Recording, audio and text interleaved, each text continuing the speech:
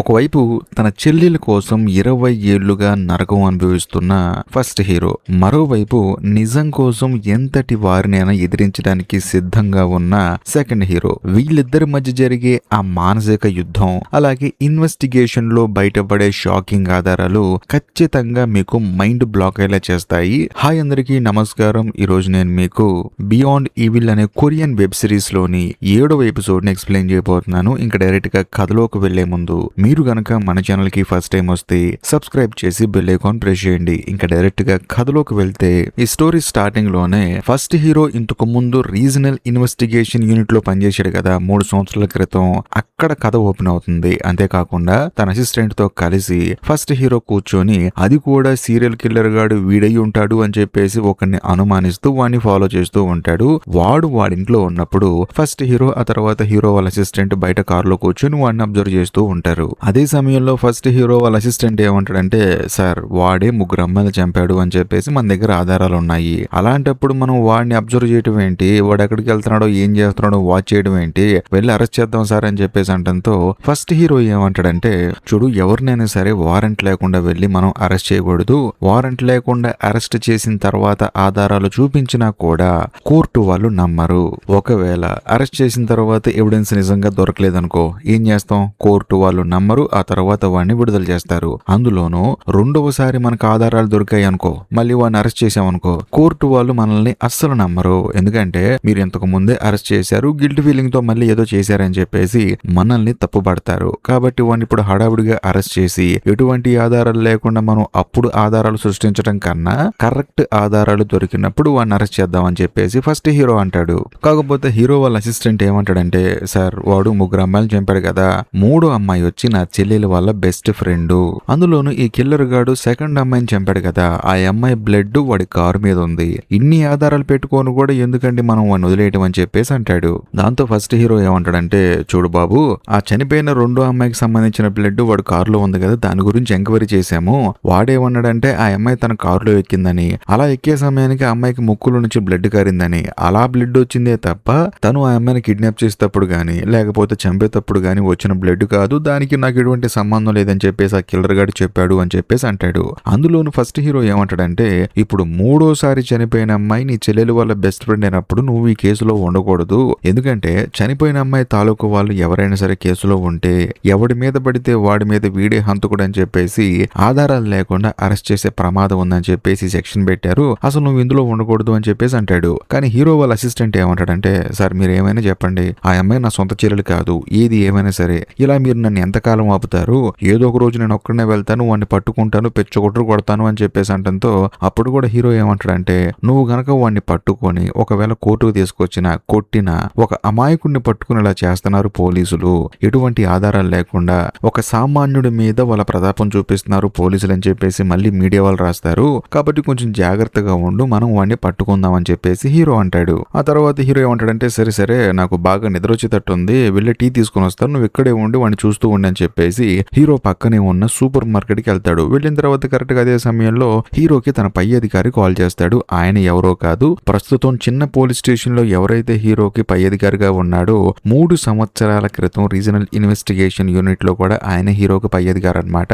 అంతేకాకుండా ఆయన హీరోకి కాల్ చేసి, నీ పక్కన నీ అసిస్టెంట్ గా అనవసరంగా వాడిని పంపించాను కదా, నువ్వేం కంగారు పడకు, ఇక మీదట మీరు ఇంటికి వచ్చేసేయండి, మేము అక్కడికి వచ్చేసి ఆ కిల్లర్ గాడి దగ్గర పెట్రోలింగ్ చేస్తూ ఉంటామని చెప్పేసి అంటంతో హీరో కూడా సరే అంటాడు. కరెక్ట్ గా అదే సమయంలో హీరో వాళ్ళ అసిస్టెంట్ హీరో కాల్ చేస్తాడనమాట. తీరా చూస్తే కారు చాలా ఫాస్ట్ గా వెళ్తూ ఉంటుంది. వెంటనే హీరో కూడా కాల్ లిఫ్ట్ చేస్తే, గురుగారు ఆ కిల్లర్ గాడి ఎక్కడికో వేగంగా వెళ్ళాడు, నేను వాడిని ఫాలో చేసుకుంటూ వెళ్తున్నాను, మీరు నా వెనకాల వచ్చేయండి అని చెప్పేసి కాల్ కట్ చేస్తాడు. దాంతో హీరో ఏముంది, అక్కడే ఎవరో ఒక అతను బైక్ మీద వస్తూ ఉంటాడు అనమాట. అతన్ని రిక్వెస్ట్ చేసి ఆ బైక్ తీసుకొని వెనకాలే ఫాలో చేసుకుంటూ వస్తూ ఉంటాడు. అంతేకాకుండా వెళ్ళిన తర్వాత లొకేషన్ పెడతాడు. దాంతో హీరో కూడా వెళ్ళి చూస్తే అక్కడ కారు ఉంటుందే తప్ప కిల్లర్ గాడు లేకపోతే హీరో వాళ్ళ అసిస్టెంట్ ఎవరో కనిపించరు. కాకపోతే సడన్ గా పైనుంచి హీరో వాళ్ళ అసిస్టెంట్ కింద పడిపోతాడు, అది కూడా కారు మీద అనమాట. ఇంకా ముఖ్యంగా తాను చావు బతుకుల మధ్య ఉంటాడు. వెంటనే ఫస్ట్ హీరో ఏం చేస్తాడంటే హాస్పిటల్ కాల్ చేద్దామని చెప్పి చూస్తాడు. కానీ హీరో వాళ్ళ అసిస్టెంట్ ఏమంటాడంటే, సార్ మీరు చెప్పినా వినలేదు నేను, అందులోనూ పైన ఉన్నది ఖచ్చితంగా కిల్లర్ గాడే, నేను ఇలా చనిపోవడానికి కారణం వాడే, మరీ ముఖ్యంగా కారులో మీకు గన్ను ఉంది కదా, ఆ గన్ను తీసుకుని వాడు వెనకాల వెళ్ళాను, కాకపోతే వాడు నన్ను చంపేశాడు ఇలాగా, అందులో నన్ను పైనుంచి నెట్టేశాడు, ఖచ్చితంగా నేను చనిపోతాను, కానీ వాడిని మాత్రం వదలొద్దని చెప్పేసి హీరో చేతుల్లోనే తన అసిస్టెంట్ చనిపోతాడు. ఆ తర్వాత హీరో పైకి వెళ్లి తన గన్ను తీసుకొని ఆ కిల్లర్ గాన్ని పట్టుకొని కాలుద్దామని చెప్పేసి ఏ విండోలో నుంచి అయితే తన అసిస్టెంట్ కింద పడ్డాడో అందులో నుంచి తన్ని కింద పడేలా చేస్తాడు. ఆ తర్వాత కిల్లర్ గాడి దగ్గరకు వచ్చి అరెస్ట్ చేసేటప్పుడు ఆ కిల్లర్ గాడు ఏమంటాడంటే, చూడు నువ్వు నన్ను చంపేసావనుకో అందరి దృష్టిలో నేను మంచోని అయిపోతాను, మీ ఉద్యోగాలు కూడా పోతాయి, మరీ ముఖ్యంగా మీ అసిస్టెంట్ గారిని చంపడానికి కారణం ఏంటంటే నన్ను నేను కాపాడుకోవడానికి సెల్ఫ్ డిఫెన్స్ కోసం తనని పైనుంచి నెట్టేశాను, అనుకోకుండా చనిపోయాడు అని చెప్పేసి అందరికి చెప్తాను అని చెప్పేసి అంటాడు. దాంతో హీరోకి ఏంటంటే పిచ్చ కోపం వస్తుంది అనమాట. ఆ తర్వాత కిల్లర్ గారిని చంపలేక అలా అని చెప్పేసి మామూలుగా వదలలేక వాడిని పట్టుకొని పిచ్చ కొట్టుడు కొడతాడు. కట్ చేస్తే కథ ఇప్పుడు ప్రెసెంట్ కి వస్తుంది. ప్రెసెంట్ లో మన కథలో హీరో ఏంటంటే రెస్టారెంట్ లోంచి బయటకు వచ్చిన తర్వాత ఒక ఫోన్ తీసుకొని అన్లాక్ చేస్తూ ఉంటాడు. ఆ ఫోన్ ఎవరితో కాదు, గ్రోసరీ స్టోర్ ఓనర్ కూతురుదనమాట. మరీ ముఖ్యంగా ఆ అమ్మాయి ఫోన్ నుంచి గ్రోసరీ స్టోర్ ఓనర్ కే మెసేజ్ చేస్తాడు, దయచేసి నన్ను కాపాడినానా, ఇక్కడి నుంచి తీసుకెళ్లిపో అని చెప్పేసి తానే మెసేజ్ చేస్తాడు. మెసేజ్ చేసిన తర్వాత లోపల ఆ ఫోన్ లో వచ్చిన మెసేజ్ చూసి గ్రోసరీ స్టోర్ ఓనర్ షాక్ అయిపోతాడు కదా. తానేంటంటే ఏమీ తెలియని అమాయకుల్లాగా లోపలికి వెళ్ళి ఏమైందని చెప్పేసి అందరిని అడుగుతాడు. అంతేకాకుండా ఆ ఓనర్ కూడా అందరికి చూపిస్తాడు. తాను కూడా మెసేజ్ చూసి ఈ మెసేజ్ కి గ్రోసరీ స్టోర్ ఓనర్ ఎలా రియాక్ట్ అవుతున్నాడు అని చెప్పేసి తన వైపు అలా చూస్తూ ఉంటాడు. కట్ చేస్తే కథ మళ్ళీ ఫ్లాష్ బ్యాక్ వెళ్తుంది. అది కూడా గ్రోసరీ స్టోర్ ఓనర్ కూతురు కనిపించకుండా పోయిన రోజు అనమాట. ఆ రోజు ఇన్స్పెక్టర్ ఏంటంటే అమ్మాయితో క్యాజువల్ గా మాట్లాడుకుంటూ స్టోర్ ముందే ఆ అమ్మాయిని వదిలేసి అక్కడి నుంచి వెళ్ళిపోయాడు. అందులోనూ వాళ్ళిద్దరు మాట్లాడుకుంటూ రావటాన్ని ఆ గ్రోసరీ స్టోర్ ఓనర్ ఆల్రెడీ చూశాడు కదా. చూసిన తర్వాత పరిగెత్తుకుంటూ మళ్ళీ ఏమీ తెలియని అమాయకుల్లాగా స్టోర్ లోకి వచ్చాడు. అందులోనూ కొంత సమయానికి తన కూతురు కూడా ఇన్స్పెక్టర్ గా బాయ్ చెప్పి తాను కూడా సైలెంట్ గా స్టోర్ లోకి వచ్చేసింది. వచ్చిన తర్వాత ఆ అమ్మాయి వాళ్ళ నాన్న అంటే స్టోర్ ఓనర్ ఏమంటాడంటే, తిన్నావమ్మా, ఎందుకంటే రెస్టారెంట్ ఓనర్ ఉంది కదా అమ్మాయి, ఆ అమ్మాయి రెస్టారెంట్ లో మన ఇద్దరికి పార్టీకి రమ్మని చెప్పి అన్నారని చెప్పి అనడంతో ఈ ఓనర్ కూతురు ఏమంటుందంటే, నాకు ఆకలిగా లేదు నాన్న అని చెప్పేసి తన రూమ్ లోకి వెళ్ళిపోతుంది. కరెక్ట్ గా అదే సమయంలో షాప్ ఓనర్ కి ఏంటంటే కానిస్టేబుల్ కాల్ చేస్తాడనమాట, ఇలా డిన్నర్ కి రండి అని చెప్పేసి అంటంతో, లేదు నాకు కొంచెం పని ఉంది అని చెప్పేసి కాల్ కట్ చేస్తాడు. ఆ తర్వాత షాప్ లాక్ వేసేస్తాడు. ఇదిలా ఉంటే మరోవైపు మన కథలో ఫస్ట్ హీరోని చూపిస్తారు. తనకి ఏంటంటే గ్రోసరీ స్టోర్ ఓనర్ కూతురు వెళ్ళిపోయింది కదా, ఆ అమ్మాయి సేఫ్ గా ఇంటికి వెళ్ళిందా లేదా అని చెప్పేసి ఒక డౌట్ వచ్చేసి ఆ అమ్మాయికి కాల్ చేస్తాడు. కాకపోతే ఆ అమ్మాయి కాల్ లిఫ్ట్ చేయదు. కానీ కరెక్ట్ గా అదే సమయంలో ఆ గ్రోసరీ స్టోర్ ఓనర్ ఏం చేస్తాడంటే తన కూతురు కాళ్ళు చేతులు కట్టేసి ఆ అమ్మాయిని చంపేస్తూ ఉంటాడు. అంతేకాకుండా పక్కనే ఆ అమ్మాయి ఫోన్ రింగ్ అవుతూ ఉంటుంది. కానీ ఆ అమ్మాయిని కాపాడటానికి ఎవ్వరూ రారు. ఆ తర్వాత మన కథలో హీరో ఏంటంటే సర్లే అని చెప్పేసి బయటికి జాగింగ్ వస్తాడు. కరెక్ట్ గా అదే సమయంలో తనకి లేడీ పోలీస్ కాల్ చేస్తుంది అనమాట. ఏంటి నువ్వు రెస్టారెంట్ కి రావట్లేదు అని చెప్పేసి అంటూ ఉంటుంది. ఇదిలా ఉంటే మరోవైపు రెస్టారెంట్ లోకి ఇన్స్పెక్టర్ వెళ్తాడు. బేసికల్ గా ఇన్స్పెక్టర్ రెస్టారెంట్ కి వచ్చిన తర్వాత కానిస్టేబుల్ ఏంటంటే అదిలా చూస్తూ ఉంటాడు. ఎందుకంటే గ్రోసరీ స్టోర్ ఓనర్ కూతురు ఇంటి దగ్గర వదిలిపెట్టింది ఇన్స్పెక్టర్ కదా. అందులోనూ కానిస్టేబుల్ కి ఏంటంటే ఆ అమ్మాయి ఇష్టం అనుకుంటా అదిలా రియాక్షన్ ఇస్తాడు. అందులోనూ కరెక్ట్ గా అదే సమయానికి లేడీ పోలీస్ ఏమంటుందంటే, మనందరం డిన్నర్ చేయడానికి తాగడానికి కొన్ని మందు బాటిల్స్ లేవు కదా ఇక్కడ, కాబట్టి వెళ్ళి తీసుకొస్తావా అని చెప్పేసి కానిస్టేబుల్ అంటే నేను వెళ్తాను అని చెప్పేసి అంటాడు. ఎందుకంటే గ్రోసరీ స్టోర్ ఓనర్ కూతురు ఇప్పుడు ఇంటికి వెళ్ళిపోయింది కదా అందుకని. మరోవైపు మన కథలో ఫస్ట్ హీరో ఏంటంటే అలా నడుచుకుంటూ డైరెక్ట్ గా గ్రోసరీ స్టోర్ దగ్గరికి వస్తాడు.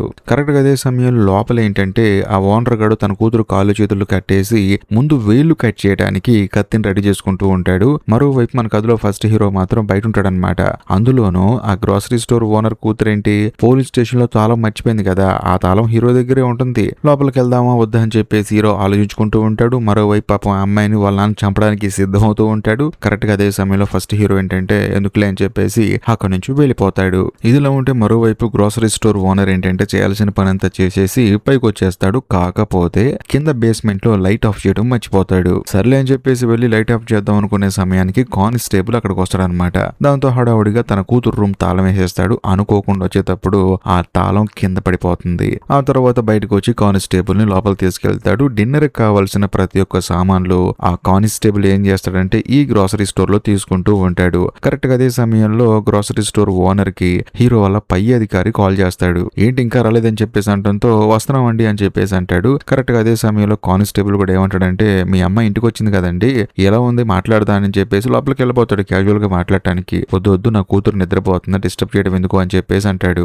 ఆ తర్వాత ఓనర్ ఏం చేస్తాడంటే కావలసిన మొత్తం సరుకులు తీసుకొని అక్కడ నుంచి కానిస్టేబుల్ ని తీసుకొని రెస్టారెంట్ కి బయలుదేరి వెళ్తాడు. ఇదిలా ఉంటే మరోవైపు మన కథలో ఫస్ట్ హీరో ఏంటంటే జాగింగ్ చేసి గ్రోసరీ స్టోర్ ఓనర్ ఇంటికి వస్తాడనమాట. వచ్చిన తర్వాత ఈ అమ్మాయి ఇంట్లో ఉందా లేదా అని చెప్పేసి డౌట్ వచ్చేసి కాలింగ్ బెల్ కొడతాడు. ఇంట్లో ఎవరు లేరు కదా, అందులోనూ తన కూతురు నా స్టోర్ ఓనర్ ఏదో చేశాడు, దాంతో ఇల్లంతా సైలెంట్ గా ఉంటుంది. ఈ గ్యాప్ లోనే ఫస్ట్ హీరో ఏం చేశాడంటే తన దగ్గర తాళం స్థలం ఉంది కదా, అందుకని డోర్ ఓపెన్ చేసుకొని అది కూడా వెనకాల నుంచి డైరెక్ట్ గా బేస్మెంట్ లోకి వచ్చేస్తాడు. కరెక్ట్ గా అదే సమయంలో గ్రోసరీ స్టోర్ ఓనర్ కూతురు ఫోన్ రింగ్ అవుతూ ఉంటుందన్నమాట.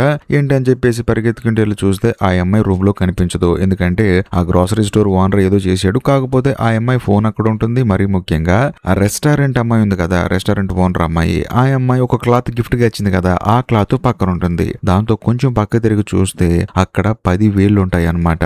ఆ 10,000 ఎవరివో కాదు, గ్రోసరీ స్టోర్ ఓనర్ కూతురు వేలు అనమాట. ఆ అమ్మాయి వీళ్ళు ఫస్ట్ హీరోకి బాగా తెలుసు కదా, అందుకనే వెంటనే గుర్తుపడతాడు. ఒకవేళ ఈ అమ్మాయి శవం ఎక్కడైనా ఉందా అని చెప్పేసి మొత్తం తిరిగి చూస్తే అక్కడ ఆ అమ్మాయి శవం కనిపించదు. అందులోనే వెంటనే తన పై అధికారికి ఈ విషయం చెప్దాం అనుకుంటాడు. కాకపోతే కరెక్ట్ గా అదే సమయంలో ఆ అమ్మాయి ఫోన్ కి మళ్ళీ కాల్ వస్తుందన్నమాట. కాల్ చేసింది ఎవరో కాదు, కానిస్టేబుల్. మరి ముఖ్యంగా ఏం చేస్తున్నావు, నిద్రపోతున్నావా, ఒకవేళ మెలకువకుంటే రిప్లై అని చెప్పేసి కంటిన్యూస్ గా మెసేజ్లు వస్తూనే ఉంటాయి. ఫస్ట్ హీరోకి ఏం అర్థం కాదనమాట. అందులోని హీరోకి ఆ గ్రోసరీ స్టోర్ ఓనర్ కాల్ చేస్తాడు. కాల్ చేసి ఎక్కడున్నావు, మేమందరం రెస్టారెంట్ లో ఉన్నాం, రావచ్చు కదా అని చెప్పేసి అంటూ ఉంటాడు. వెంటనే ఫస్ట్ హీరో ఏమంటాడంటే సరే సరే వస్తాను నేను, కాకపోతే మీ అమ్మాయికి నేను ఒక వస్తువు ఇవ్వాలి, మీ ఇంటికి వెళ్ళి ఇచ్చేసి వస్తానని చెప్పేసి అంటంతో గ్రోసరీ స్టోర్ ఓనర్ ఏమంటాడంటే లేదు లేదు, నా కూతురు బాగా నిద్రపోతుంది, అనవసరంగా ఎందుకు డిస్టర్బ్ చేస్తావు అని చెప్పేసి కొంచెం కంగారు పడతాడనమాట.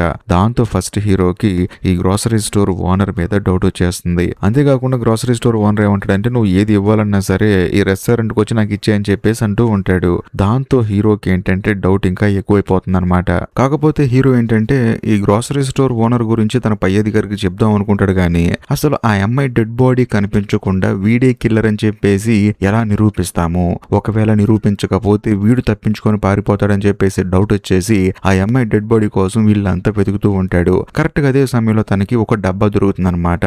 అక్కడే కథలో మెంటల్ ఎక్కించే ట్విస్ట్ ఒకటి రివీల్ అవుతుంది. అదేంటంటే ఇప్పుడు సెకండ్ హీరో కోసం పనిచేసిన ఆరో అమ్మాయి, ఒక అమ్మాయి ఉంది కదా చనిపోయిన అమ్మాయి, ఆ అమ్మాయికి సంబంధించిన వస్తువులు కూడా ఇక్కడ దొరుకుతాయి అన్నమాట. సో దీంతో హీరోకి అర్థమైపోతుంది ఆ అమ్మాయిని చంపింది కూడా వీడే, మరీ ముఖ్యంగా ప్రతి ఒక్క హత్య చేస్తుంది వీడే అని చెప్పేసి హీరోకి గ్రోసరీ స్టోర్ ఓనర్ మీద డౌట్ వచ్చేస్తుంది. మరీ ముఖ్యంగా మిస్ అయిపోయిన తన చెల్లెల దగ్గర నుంచి రెస్టారెంట్ ఓనర్ అమ్మాయి ఉంది కదా, ఆ అమ్మాయి వాళ్ళ అమ్మ దగ్గర నుంచి ప్రతి ఒక్కళ్ళు చావుకి లేకపోతే కనిపించకుండా పోవడానికి వీడే కారణం అని చెప్పేసి హీరో ఒక నిర్ణయం తీసుకుంటాడు. అదేంటంటే వీణ్ణి నేరం చేస్తున్నప్పుడు పట్టుకోవాలి, సరైన ఆధారాలు దొరికినప్పుడు వీడిని అరెస్ట్ చేయాలని చెప్పేసి ఆ అమ్మాయి ఫోన్ అవ్వచ్చు, ఆ అమ్మాయి యూజ్ చేసే క్లాత్ అవ్వచ్చు, అందులోనూ ఆ అమ్మాయి 10,000 అవ్వచ్చు, మొత్తం తీసుకుని బయటకు వచ్చేస్తాడు. వచ్చిన తర్వాత గ్రోసరీ స్టోర్ ఎదురుగా ఆ 10,000 పరిచేసి అక్కడి నుంచి వెళ్ళిపోతాడు. అందులోనూ ఇక్కడ గనక ఆ 10,000 గనక కనిపిస్తే ఖచ్చితంగా డిపార్ట్మెంట్ వాళ్ళు తెలిసిపోతుంది, వాళ్ళందరూ ఎంక్వైరీ చేస్తారని చెప్పి అలా చేశాడనమాట. అందులోనూ మరుసటి రోజు ఉదయాన్నే ఆ వేళ్ళు ఎవరు చూస్తారు, డిపార్ట్మెంట్ వాళ్ళకి ఎవరు కంప్లైంట్ ఇస్తారని చెప్పేసి హీరో మెల్లగా తన ఇంట్లోంచి బయటకు వచ్చి చూస్తే అక్కడ సెకండ్ హీరో ఉంటాడు. దాంతో ఫస్ట్ హీరోకి అర్థమైపోతుంది వీడే ఆ వేళ్ళు చూస్తాడని చెప్పేసి తనని కొంచెం ముందుకు తీసుకెళ్తాడు. ఆ తర్వాత సెకండ్ హీరో ఆ వేళ్ళు చూస్తాడు. అంతేకాకుండా సెకండ్ హీరోతో పాటు తాను కూడా ఫస్ట్ చూస్తున్నట్లు ఫస్ట్ హీరో యాక్ట్ చేస్తాడు. అది జరిగింది. కట్ చేస్తే కథ ఇప్పుడు ప్రజెంట్ కు వస్తుంది అనమాట. ప్రజెంట్ లో మన కథలో హీరో ఏంటంటే వాళ్ళ అమ్మగారి దగ్గర ఉంటాడు. అందులోనూ ఫస్ట్ హీరో వాళ్ళ అమ్మగారు ఇంకా హాస్పిటల్లో ట్రీట్మెంట్ తీసుకుంటూ ఉంటుంది ఆవిడ.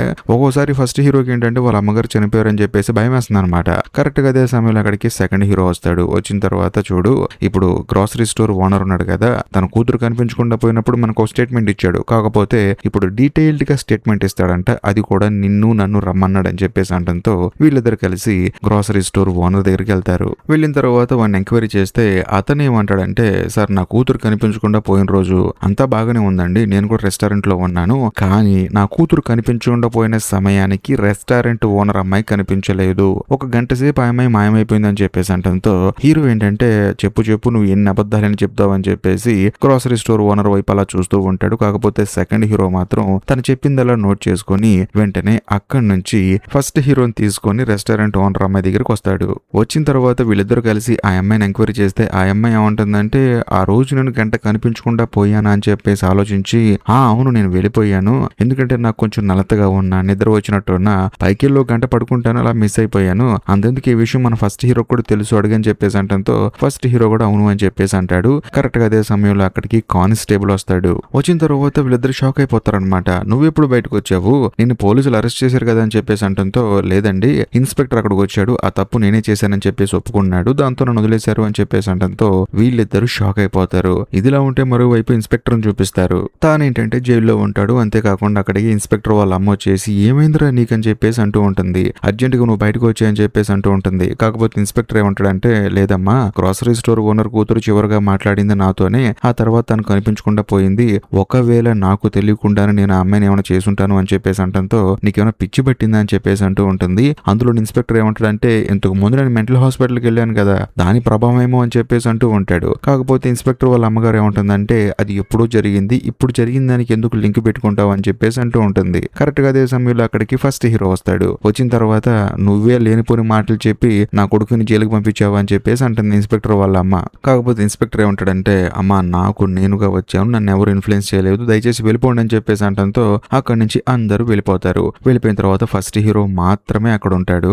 అదే సమయంలో ఫస్ట్ హీరో ఏమంటాడంటే నువ్వు ఈ తప్పు చేయలేదని నాకు తెలుసు, మర్యాదగా బయటకు వచ్చాయని చెప్పేసి అంటంతో ఇన్స్పెక్టర్ ఏమంటాడంటే నేను చేయలేదని నీకు ఎలా తెలుసు అని చెప్పేసి అంటూ ఉంటాడు. కాకపోతే ఫస్ట్ హీరో మాత్రం నీ మొహం చూస్తే నాకు తెలిసిపోతుంది, నువ్వు మనుషుల్ని చంపేంత క్రూరమైన వాడివి కాదు, అలా అని చెప్పేసి అమ్మాయిల్ని చంపే సైకో గాడివి కాదు, నువ్వు బయటకు వచ్చాయని చెప్పేసి అంటూ ఉంటాడు. కాకపోతే ఇన్స్పెక్టర్ మాత్రం అసలు ఎలా నమ్ముతున్నారు మీరు నన్ను అని చెప్పేసి అంటూ ఉంటాడు. వెంటనే హీరో కూడా జరిగింది చెప్తాడనమాట. చూడు, గ్రోసరీ స్టోర్ ఓనర్ కి మెసేజ్లు పంపించింది తన కూతురు ఫోన్ లో నుంచి ఎవరో కాదు నేనే అని చెప్పేసి అంటాడు. ఇన్స్పెక్టర్ స్టన్ అయిపోతాడు. కానీ కథలో మెంటల్ ఎక్కించే ట్విస్ట్ ఇప్పుడే రివీల్ అవుతుంది. అదేంటంటే గ్రోసరీ స్టోర్ ఓనర్ కూతురు ఫోన్ ఎక్కడుంది, ఫస్ట్ హీరో దగ్గర ఉంది. కానీ అదే ఫోన్ నుంచి అది కూడా హీరోకి తెలియకుండా గ్రోసరీ స్టోర్ ఓనర్ కి మళ్ళీ మెసేజ్లు వెళ్తాయి. ఈ విషయం కాస్త ఫస్ట్ హీరోకి తెలుస్తుంది. దాంతో హీరో పరిగెత్తుకుంటూ గ్రోసరీ స్టోర్ ఓనర్ దగ్గరికి వెళ్తాడు. అంతేకాకుండా అక్కడికి హీరో వల్ల పై అధికారి, లేడీ పోలీసు వీళ్ళందరూ వెళ్తారు. అసలు గ్రోసరీ స్టోర్ ఓనర్ కి మెసేజ్ ఏమొచ్చిందంటే నాన్న నాకు దెబ్బ తగిలింది నాన్న అని చెప్పేసి మెసేజ్ వచ్చిందనమాట.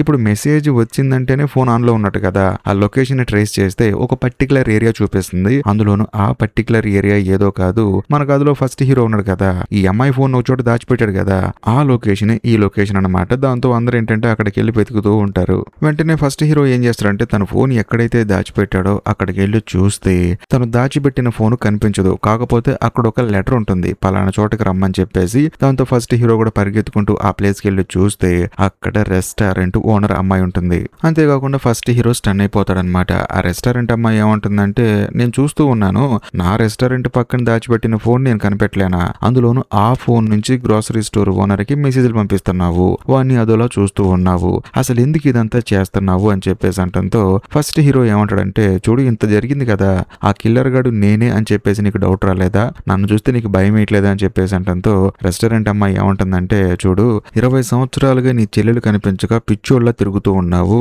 అలా జరిగిన కొంతకాలానికి నేను మా అమ్మ కనిపించకుండా పిచ్చిదానిలా తిరుగుతూ ఉన్నాను, అలాంటప్పుడు నువ్వు కిల్లర్ ఎందుకు అవుతావు, ఒకవేళ నువ్వు నిజంగా కిల్లరే అయితే నీ చెల్లెలు మిస్ అయిపోయిన మరుక్షణం ఇక్కడి నుంచి వెళ్ళిపోవాలి, లేకపోతే ఇక్కడ ఎవరైనా చంపుతూ ఉండాలనుకుంటే వేరే చోట ఉద్యోగం చేసుకుంటూ ఇక్కడికి వచ్చి చంపుతూ ఉండాలి, కాబట్టి నీ మీద నాకు డౌట్ రాలేదు.